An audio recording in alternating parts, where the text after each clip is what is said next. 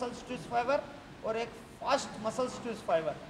जो रेसलिंग में इम्पोर्टेंट है वो फास्ट मसल स्ट्रेस फाइबर बहुत इम्पोर्टेंट होते हैं। तो हमारी कुछ एक्सरसाइज होती है, कुछ टेस्ट होते हैं, उनको कंडक्ट करते हैं हम बच्चों के, और जिनके मसल्स फाइबर फास्ट होते हैं उनको रेसलिंग में हम इन्वॉल्वमेंट उनका रखते हैं। और अगर जो muscles slow muscle stress fibre है तो वेट लिफ्टिंग हो गया या पावर लिफ्टिंग हो गया, ऐसे खेलों में वे ज़्यादा सफल होते हैं जो स्लो मसल स्ट्रेस फाइबर के बच्चे होते हैं। तो ये चीज़ें हम देखते हैं। इसके अलावा हम उनकी टेक्निकल स्किल को पहचानते हैं, उनकी कुछ रेसलिंग बाउट कराते हैं, या हम कुछ डेमोन्स्ट्रेशन देते हैं, कुछ टेक्निक अप्लाई करते हैं, और फिर उन बच्चों को करने का कहते हैं कि उनका कैचिंग पावर कितना है, वो कितनी जल्दी उस एडॉप्ट करते हैं उस टेक्निक को, और किस तरह वो उस टेक्निक को अंजाम देते हैं। क्या हमने जिस तरह किया है उसके सेम टू सेम वो करके दिखाता है।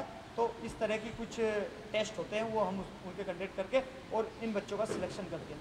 कुश्ती की जब बात आती है, एक आम आदमी जब कुश्ती शब्द सुनता है तो आता है कि एक भारी भरकम शरीर, और कुश्ती को ऐसे लोगों से जोड़ के देखा जाता है कि जो तीक्ष्ण बुद्धि के नहीं होते हैं उनको पहलवानी में आजमाते हैं। ऐसी एक आम मान्यता है, तो ये कितनी सही है आप बताएं।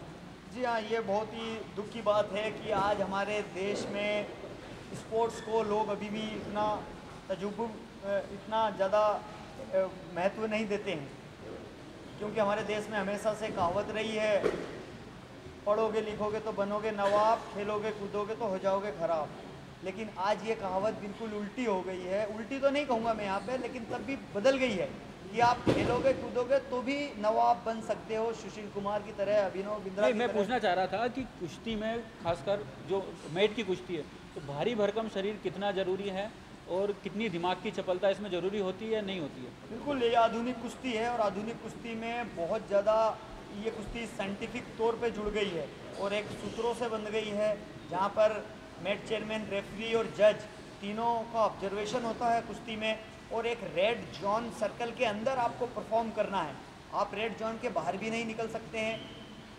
कुश्ती लड़ते समय आपको ये भी ध्यान में रखना है कि कितने पॉइंट्स हुए हैं, कितना टाइम हुआ है, उसका कैलकुलेशन भी करते रहना पड़ेगा। तो एक कुश्ती जो है इसमें गणित भी इन्वॉल्वमेंट हो गया, गणित का भी दौर चल गया है। तो कुश्ती बहुत ही आधुनिक हो गई है।